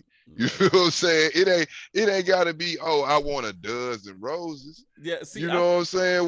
What if your girl bought you an audio book or something into some shit that you really like? You know what I'm saying? Some deep shit, some shit about some activism or something that you really into. Wouldn't you really love that? Hell yeah. Right. Because that's what you into. It's about knowing the person that you in the relationship with, because everybody ain't on the same thing. Everybody don't fit the same mold. You can't put somebody a square into a circle. You feel what I'm saying? Right. So it's about figuring out the person you are. I think it's about being more thoughtful for me, because like I say in a lot of relationships, I got unthoughtful gifts, just regular. Like I remember one time in a relationship, I can't shave, I can't use a razor on my face, and she bought me a shaving kit for Valentine's Day. It's like, hey, I can't use that shit. And she looked at me like, what you mean you can't use it? I said, have you ever seen me use a razor? We've been dating 2.5, 3 years. Have you ever seen me use a razor? Have you ever seen a razor? I'm going to get him this. Yeah, like, the fuck is that? And then I'm going to get him this. She bought me a watch, and I was like, well, she got mad because a couple months later, she was like, well, why you ain't wear the watch? Nigga, I don't wear watches. You've never seen me wear a watch as long as you hung out around me, any of that shit. Well, you gonna make the kids feel bad, but I don't wear the shit. Like, That's not what I do. You know what I'm saying? Like, how you gonna get mad at me for being me, yo? You know what I'm saying? So it's like different shit like that. I would say I'm the same way. I hate when like the holidays and stuff come around and I have a significant other because I don't know what to get in. And I think that's from me not growing up in the household with a man. I ain't got no granddaddies and nothing like that. So I don't know what men like. You got to pay attention to what. But see, it's not about what men like. For me, it's not about what men like. It's about what that man likes. Exactly. What does that man like? Like my wife know I love anything technology. Technology is my shit. Right. She bought me an Apple Watch. Nigga, I wear this Apple Watch every day because she know that's the type of shit I like. Now it could be it could be a different dude. You buy them an Apple Watch, as soon as this son bitch go dead, he don't never put it back on. It just sit over there on the western name. Like everything that she's ever bought me technology wise, I have used it all the way to the fullest. Now she know I like the grill. She bought me a grill. Nigga, I was cooking on that shit so much she had to make me stop cooking on the grill. But that's what I love to do. You feel what I'm saying? You might buy the same thing for another person and they don't like that. If your man into clothes, then buy him some fly ass clothes. He gonna love it. Exactly. If he into power drills and stuff or whatever, construction, buy him some shit like that. If your man like to fish, buy him a fishing rod. It ain't, you know what I'm saying? It ain't gotta, it's about what that man like. It's not about what, oh, he's a man, I'm gonna go buy him some cologne and this nigga never put on cologne. The cologne bottle gonna be full sitting over there on the damn the sink, getting dust on it. This man don't never wear no cologne. You feel what I'm saying? It's like, it's just, you gotta just see what that man like. She be like, my wife she buy me some fly ass clothes for something for Christmas, and I love it. We go out, I put my clothes on, but my nigga, as long as you know me, have you ever known me to be a nigga who just put that shit on, be fresh as hell? No. You feel what I'm saying? You want to put on today? But if I'm with my wife, that's of course I want to look nice. So with my wife, we gonna look nice. Right. But like, I don't be like pressed about, oh, you know, she was like, I'm gonna buy you some, you know, some fresh, or I want you to buy me these shoes or whatever. Nigga, she'll buy me some shit, a controller or some shit or some, nigga, I'm gonna go crazy because that's the shit I like. You feel what I'm saying? That's what I Stacey Adams like. Not what every other man like. That's what I like. Yeah. It might be a book, anything, you know what I'm saying? You gotta see who the person you're dealing with. On the floor. If you I'm just for real. If you know that nigga like shoes, then don't go try to go buy that nigga a PlayStation 5. He don't even play the game. Why are you wasting $500? I bought that nigga a PlayStation. He don't even play the motherfucker. You never seen this nigga play a PlayStation, so why in the fuck are you buying him one? Right. You can take them same $500, buy that nigga some fly ass Jordans that just came out of something. And, oh shit, but my baby bought me goddamn. That's what he like. You feel what I'm saying? Right. Why are you trying to buy a blanket gift? Oh, such and such bought her man this, so I'm gonna buy him the same thing. When your man or your girl or whatever don't even show any signs of liking this shit, why would you do that? Yeah, it's just to me that don't make any sense. I know what my wife like. That's the shit I'm gonna buy her. I'm not finna go and buy my wife. Oh yeah, I'm about my wife a TV. When shit, the TV she watching now, when my wife will watch the show on her phone and won't give a fuck. You feel what I'm saying? Yeah. The screen this big or that big, she in the same zone. You feel what I'm saying? Shit, that's crazy. You feel what I'm saying? Like, I don't know, man. I just know we know what each other like. You feel what I'm saying? And we try to focus on that. I think that comes to getting to know a person too. Not just saying I like you, my boo. Like you really got to get to know that person. A lot of people don't know but a lot of people don't know the person they with, and that's a sad thing, ain't it? Yeah, that's fucked up, man. Right. It's very sad. And see, when you with somebody, you don't know what kind of person they are, and you figuring out what kind of person they are. Woo, boy, that's some rough shit. That's some rough stuff, hey, boy. For real. The questions that you ask your spouse within the first 3 to 6 months gonna reveal a lot. But if you don't ask no intimate, deep questions, you can forget understanding who that person is on the core basis, on a basic level. You know what I'm saying? With any relationship on that note. What's up? I kind of want to get back to what we was talking about as far as mental health, right? With men's mental health. I was just looking online, and it says, excuse me, it says that I would not have voted for a male politician if I knew that he had been depressed. Men that suffer from depression are dangerous. They could snap out of it whenever they want it. With depression, men with depression can snap out of it if they wanted to.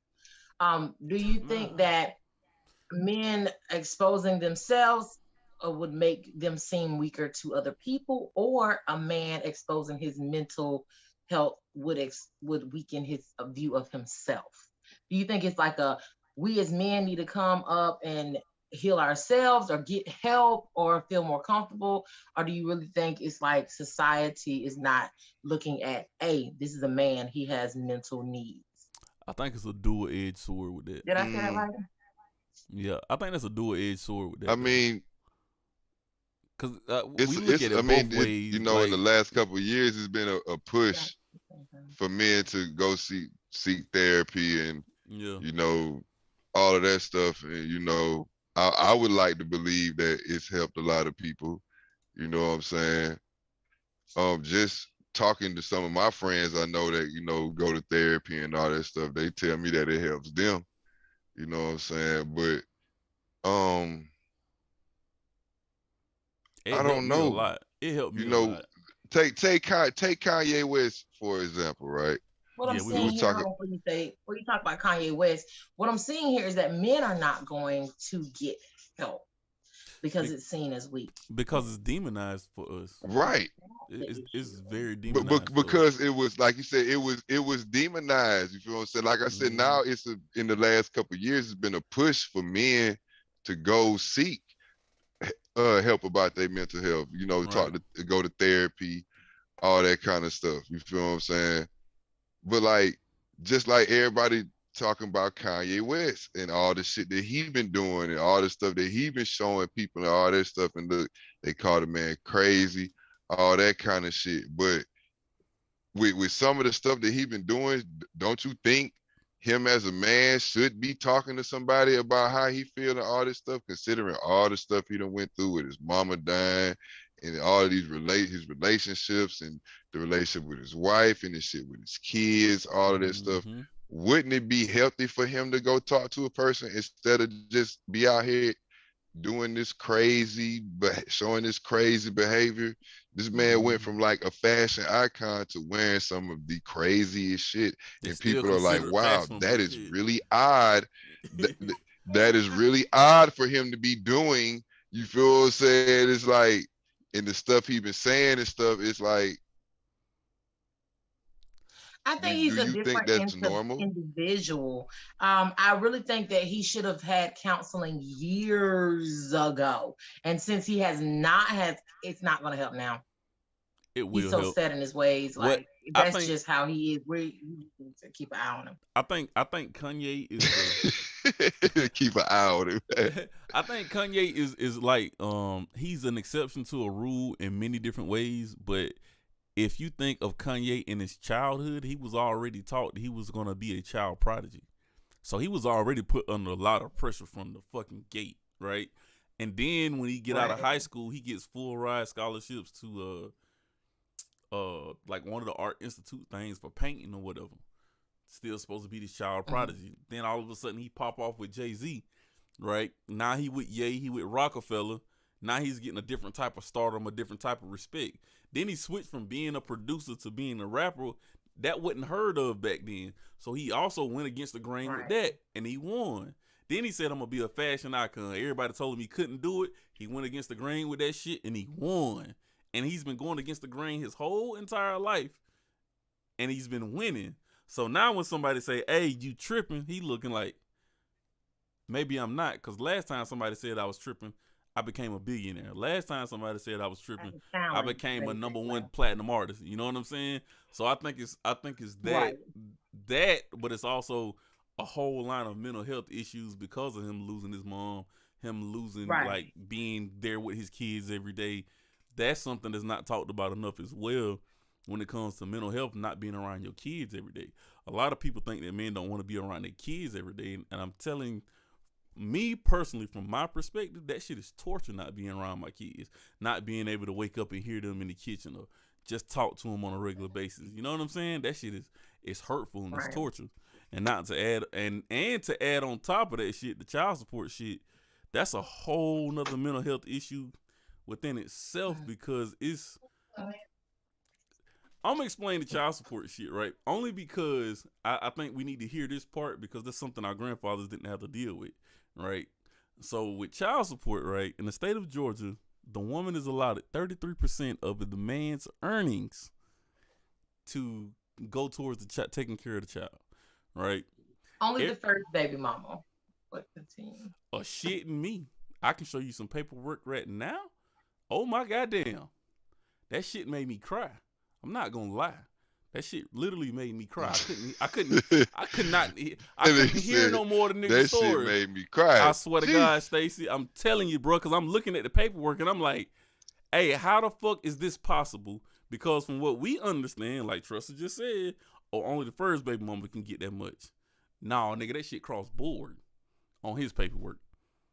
All 3 of his kids get goddamn bam, bam, bam. And I'm like, God damn, like, what?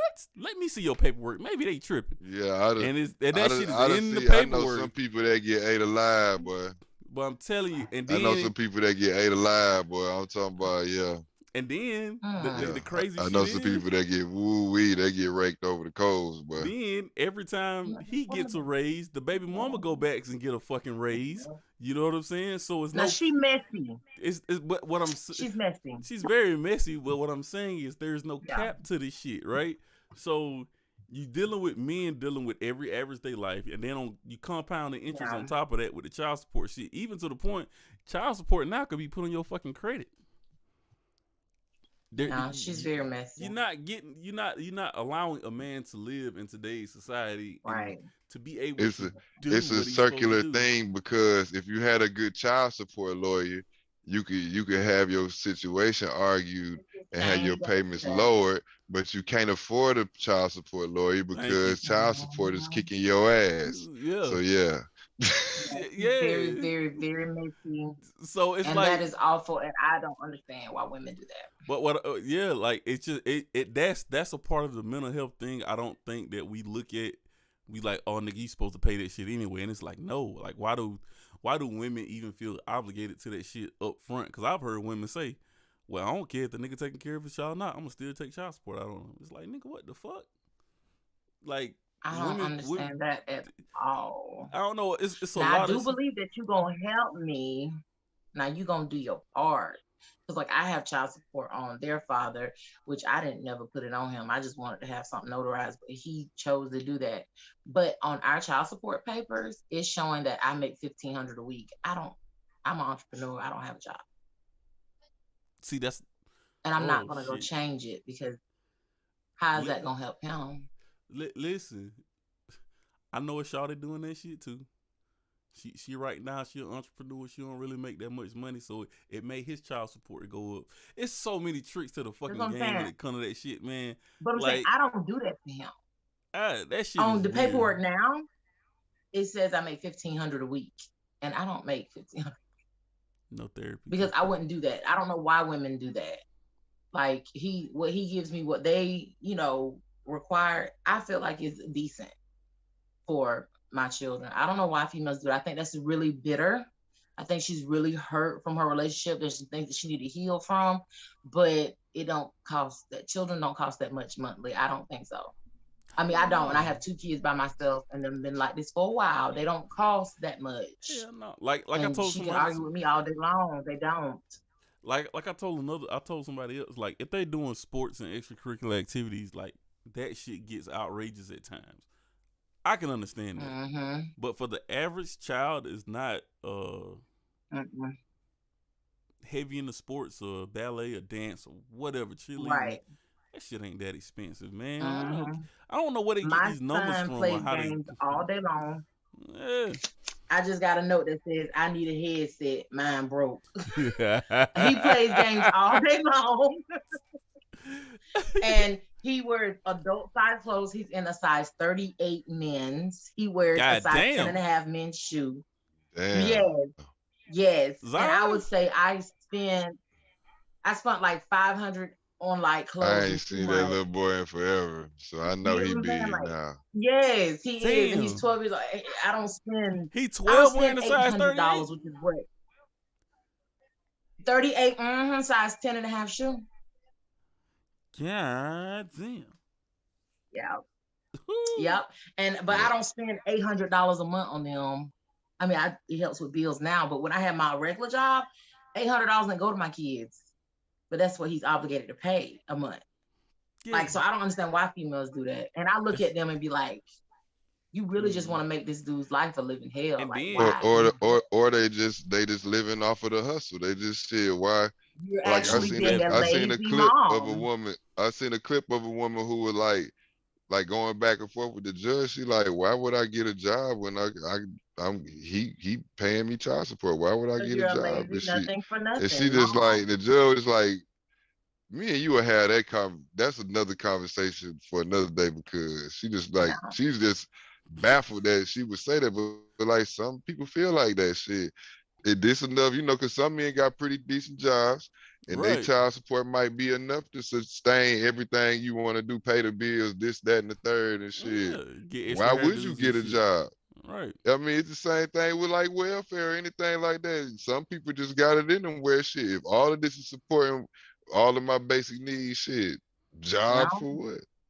Right. And then that's the weakest piece of a woman.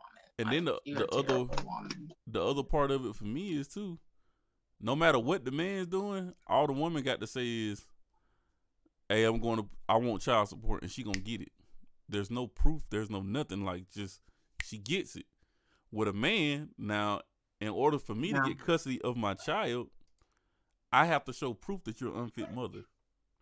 And if you ain't doing nothing short of drugs, got arrested, doing some crazy wild ass bullshit, I'm not gonna get custody of my child. And lawyers ain't cheap. We talking about a couple grand up front. You know what I'm saying? So it's like that part is also mental health for the man too, because it's like, damn, when you got a nigga like, hey, I got to work this job, I got to work this amount of overtime to compensate for child support, but my son got a game, ain't gonna be able to make it to it because I gotta go, you know what I'm saying, go to work. You know what I'm saying? Or my son wants us to go do this, but I can't go because I need to go do this overtime just so I can have enough money to pay my bills or to buy something that I want. It's not about the baby. It's about her. It's about what she wants. It's about what she wants. It's not about the many baby. different levels to it. It is. And that is huge on a man. Like, even dating a man who has to deal with child support is stressful, because it does stop him. Like, this man can't even live a full life and support his family or, be where he at, because he putting so much into her house, another person's household. Yeah. So it's stressful to where, like, I'm like, I don't think I want to date a man who has too many kids because of child support, because he's not going to be effective in my household. But that's not, I mean, that kind of is his fault, but it's kind of not his fault at the same time. Because like you said, there's no cap on how much they can take out, but it is decisions that he made in his life to have all these babies, hey, so it's like, I want to show a double standard. I mean, you did make these decisions and you didn't research these girls and you found out that they're gold digging women. Let's flip the table to the double standard that we have in America and just men and women in general, period. Or it could be his fault. What did I say? No, you said the man is responsible to take care of that child. You're correct, right? Yeah. But when we flip that coin and we say, as men, I don't want to date a woman because she has 3 kids. Or I don't want to date a woman because she has too many kids. I heard a woman say this in fan base the other night. an older woman, intelligent woman, accomplished woman. She said, you just need to step up and man up. The fuck? That's part of the emotional thing that we as men, like, even when we be dealing with women sometimes, it's like, what you mean we should step up? It's just the double standard, man. Yeah, double that's what standards. I'm saying. I can't relate because I can't relate. I understand where you going because I feel you. I honestly wouldn't want to date a woman with multiple kids. I honestly would not. Because, baby, if you got, especially multiple baby daddies, that's even worse to me. Because you can have 3 kids with one guy. Okay, it didn't work out, whatever. But you just don't want to deal with kids. And that's fine. But then when you meet a female and she got 3 baby daddies, baby, it's not the world. It's you. So what about you is running these men off? Why can't you keep a man, but yet you procreate toward all of them? Right. We as men are not allowed to tell women that, though. I agree.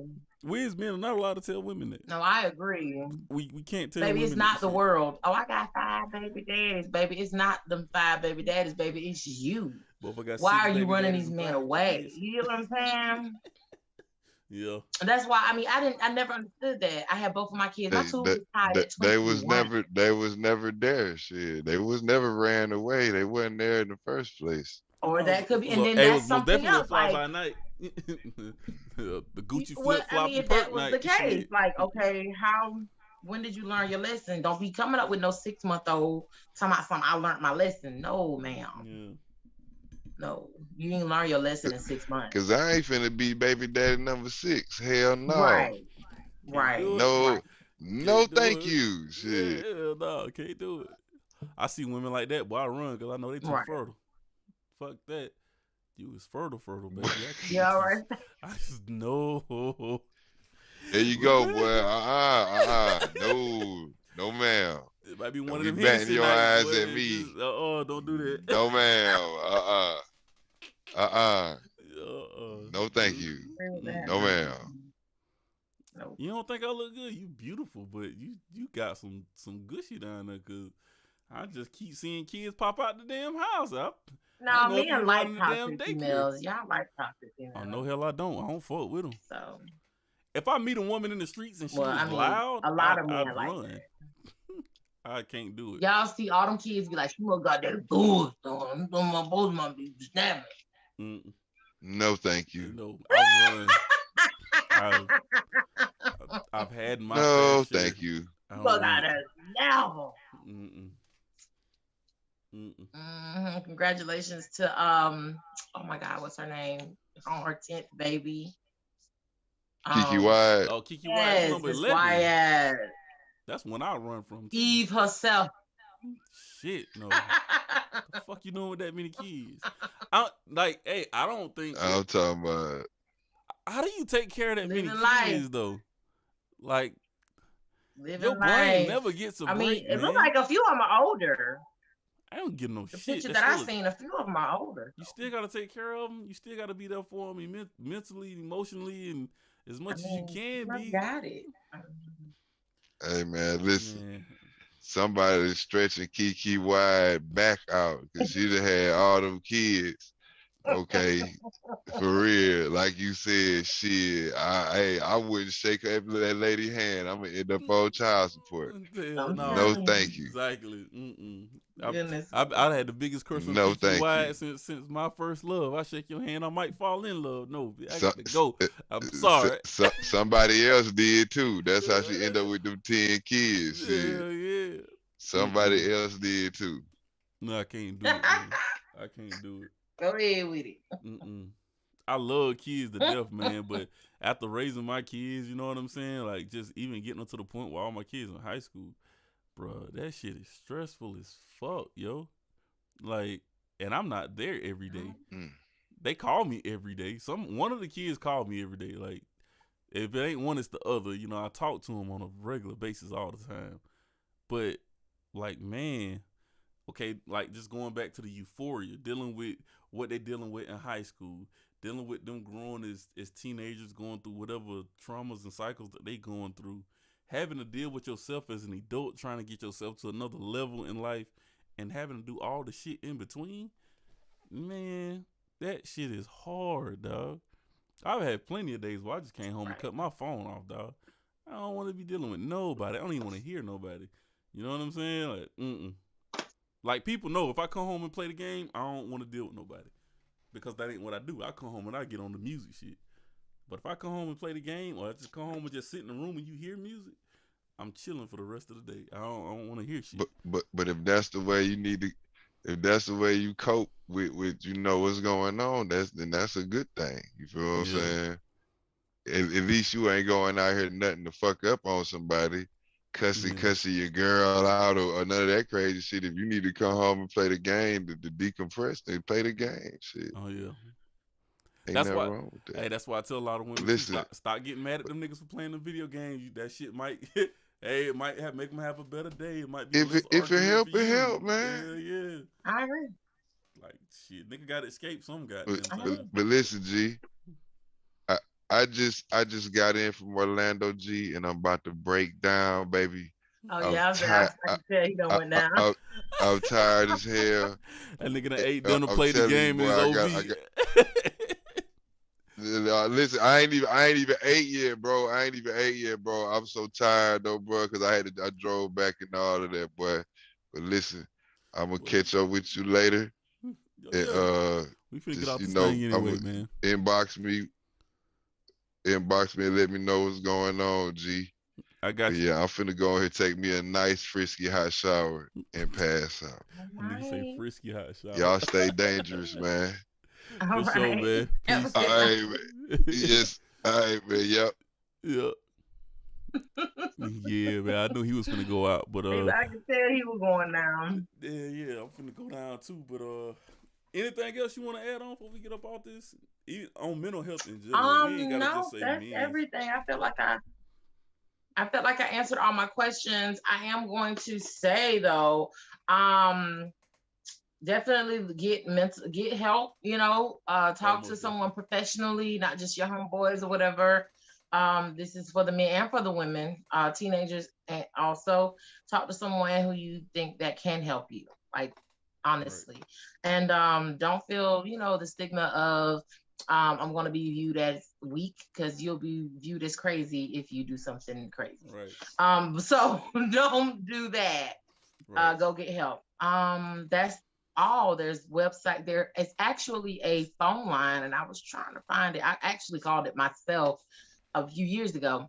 It's a 1-800 where number. You just call in and just talk to people. It's a 1-800 number where you can just call in and talk. It's not like the suicide or nothing like that. It was just a number that I called. It was online. I Googled it to where I called and I was like, hello. He was like, yeah, how are you doing? I said, so what I do now, just talk? And he was like, yeah. And I literally just talked to this man about everything. And he didn't give any type of response except for like, okay, and yeah, And I was like, well, thank you for talking. He was like, no problem. And you have a good night. And hung up the phone. Yeah. And I thought that was just weird. But at the same time, I just wanted someone to listen. So there are hotlines and numbers that are available. I wish I had some. I couldn't find the number. I was looking for it yesterday. The crisis hotline is. Call and talk to somebody. I'm going to put it on the screen. Okay. So this is one of the numbers. It's a bunch of them, as y'all can see. That you can call and go get help from. I definitely recommend it.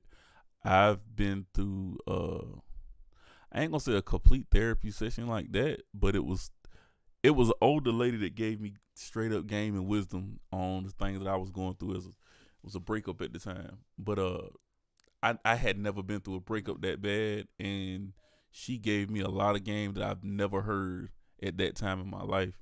And that's what got me out of my depression. But don't be afraid to talk to somebody. Shit, I did it. It helped. I got people I call to this day that's just, I feel like got good head on their shoulders. And they're a little bit older than me, that I can just sit down and just have a conversation with. Shit, you know what I'm saying? Sometimes, like one of my mental health things that I used to do all the time, I cut my phone off and I go fishing.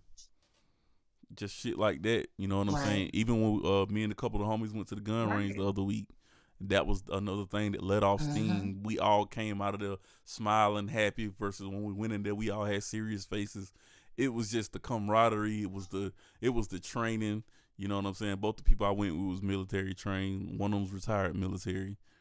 So it's like sometimes you just need to be around people, and you might not necessarily need to talk about it. Right. Or sometimes you just need to talk about it and get a different point of view and a different perspective of it. Or write yourself notes. I have notes. Right. I'll show Absolutely. y'all. Do a self-check. That's what I was about to say. This is one of the notes that I wrote and I put on my desk. You know, stop focusing on negativity. Write yourself notes and leave them through the house, man. Absolutely. Anything that'll bring you back to that center point, man, because I was just gonna say, like, journal. I said this today. Write yourself journals, write yourself notes, do self checks. If you notice, like, hey, I'm really not bathing, or I don't want to go out, or I notice that I just want to sleep most of the time. Like, you notice the changes and you like, I'm not myself, you know. Right. That's when you need to start seeking out help. If you're just Googling books, you know, Google books on, like, why do I feel like I don't enjoy hanging with my family? Why are my kids really getting on my nerves now? Right. You know, be proactive and trying to figure out why that change is happening. Constantly do self-checks. Yeah. And, you know, like people say, people that smile the most, you know, end up, you know, being the worst off. Check on other people. If you see that they're really strong, those really strong people, you know, may need just someone to talk to. And just research how to be there for someone else. It could just be listening, like, and it's really just that, just sitting there and just, okay, I'm here, I'm listening. No response. They don't want you to fix them. They just want you to listen. Also, take trips, man. Take you a vacation. It ain't even necessarily got to be no 4-5 day weekend. Y'all get out of that mindset. If you can take a trip, just say, we say in Southeast Georgia. So if I just want to take a trip to Jacksonville for the weekend, it's not going to cost a lot of money. It ain't that far away. You know what I'm saying? Just go hang out. Go take yourself on dinners. Take yourself on dates and just walk to the beach. Do something outside of your norm. Don't do the normal things that you're doing if you're going to a tough situation. That's one of my things. I'm not a counselor. I'm just saying those are things that have helped me. And there's a lot of people on TikTok and YouTube that talks about mental health and stuff like that. Get on some of these podcasts. They got a couple podcasts dedicated just strictly for that. I know Charlamagne the Guy's Black Effect Network has a bunch of them, but get on just to hear the conversation. And that's why I like having these conversations here on Stay Dangerous Podcast. Let's just have the conversation. Maybe it helps you, maybe it doesn't, but maybe it gives you a different perspective to say, maybe I did need to hear that from a woman. Maybe I did need to hear that from an older man. Maybe I need to hear it from a younger man or somebody that's just my age that's on a different mindset than I am. Don't be afraid to be vulnerable where you at, because vulnerability is strength. Right. Showing that you're not strong is a strength. That's right. One of the animes I'm watching right now, Baki Hamad, there's an episode in there that I just watched. It's one of the things. It was like, you don't have to be the strongest person in the room to be strong. And it's about fighting and agility, but it's the thing that you don't have to always be strong all the time. Like, let's get rid of that toxic masculinity, man. And sometimes praying don't help. Stop saying pray about it, because that shit don't work all the time. I've been there. That is a fact. I've been there. That is a fact. Yeah. Prayer doesn't work. I ain't gonna say prayer doesn't work, but praying about something that is very hard on you at that time ain't the answer. It's not the answer. It's part of the answer. Right. It's part of the solution. It's not the totality of the answer or the solution. I think that's another thing our ancestors did as well, though. When they was going through a tough time, they was like, just pray about it, baby. Nah, that shit don't work. Yeah, they did. It worked, but that shit don't work. You know what I'm saying? Like, sometimes you need help in that moment. You know what I'm saying? And not in that moment. That's true. Yeah, and get help in that moment. But that's been a Stay Dangerous Podcast. It was a good conversation, so I know I ran over time. We sitting at about 2 hours right now, 1:40. So, hey, I could keep going with that shit, because I had a good conversation earlier today about it. About the whole child support system, men's mental health, and how women aren't taught to think about a man's mental health and shit like that. But it is what it is, man. We all be aware of your emotions. If you're a man, I'm gonna say this: be aware of the emotion and how you got to that emotion. Then you critically think about that emotion and why you're there. And sometimes you have to go back to your childhood to understand why you don't like a certain emotion or why you don't like people talking to you a certain way, and then deal with those. Even for women, that's the check mechanism that I have. Something happens. Okay, what is this emotion? Is it anger? Is it fear? Is it jealousy? Is it hate? What are the emotions? Name the emotion. Yes, once you name the emotion, then you deal with why do I feel this way about this action, and go on a whole spiel about that. Then you go back and correct yourself. Like I had to correct myself about my daughter and the anxiety that I had with that. But, ooh, shit. That's still some shit I'm going to have to, like, really, really, like, I'm going to have to deal with every that. Every day we're learning. Every day we're learning, becoming better people. Right? I'm praying on that. Every day. Every day, everybody's going through something. So, you know, depression it's an emotion. So that means everyone has felt it, everyone feels it, and everyone deals with it differently. So don't let anyone tell you that, you know, how you're dealing with it is different. You know, find your, like you said, do your self checks, figure out your emotions, go through that process to help you. And it may take time. And that's okay. Yeah. Before we get out of here, y'all go follow us on Fanbase. We're gonna have some of these conversations in the Fanbase chat room. I really want to. I've heard some dope conversations over the past 2 to 3 weeks, I guess, that I've been on it. However long I've been on it, I've been in a different chat room damn near every night just to listen to the conversations and the different topics. But we're gonna be migrating to Fanbase in a lot of different ways. I want y'all to come with us, enjoy the experience, invest in Fanbase as well, because I'm finna invest in Fanbase. Yes. So please invest. They're still in the open seed. I think this is the second time they had this investment roundup. I think they just hit like $2 million today or yesterday, somewhere in this time. Invest. The least you can invest is $250. They got it all the way up to like 1,000 or 100,000 or whatever. But invest. 10,000. 10,000? Right. It's up to 10,000. Yeah. Oh, okay. So invest, man. This is how billionaires and millionaires are made. They invest in companies early. Invest in the company before IPO. It's a black-owned. It is right now. It is a black-owned social media company that we all need to get behind and push. Right. So invest, man. I'm investing. We most definitely gonna have a chat room on there because I love some of the people that I've heard in these chat rooms. Like, for real. Yes, just intelligence. Conversations. And it's nice. Also on there, I am Tangled Locks and Styles, which is my hair business, but that's my name on Fanbase if you go and look it up. And if you know my legal name, that is what it is on Fanbase. It would not let me change it. No social media app. I don't know what it is about me, but Facebook was the first app to do me like that. To where I had to put in my legal first name, and I couldn't put in, because my DJ name is hyphenated, the DJ 9-12. Because it is hyphenated, it won't let me put it in there, but it won't let me put in a different name either that I can figure out. But the shit is weird to me. I hate it because I'm having to tell everybody my real name, and everybody's not supposed to know my real name. That part. Not gonna say nothing else about that, but yeah, go follow us on Fanbase. Once I get my iPhone back connected, I'm gonna try to do a couple chat rooms on what's the shit on Apple? What's the shit that's on Apple? That's the chat rooms on Apple. Are you Clubhouse. Talking about Clubhouse? Yeah, Clubhouse. Yeah, I want to do a couple chat rooms on Clubhouse, something different too. Cause they are mean on Clubhouse. Yeah, they like bullies. I've been in Fanbase, and I heard a couple bullies try to be bullies, and they just bounce their ass out. Oh, okay.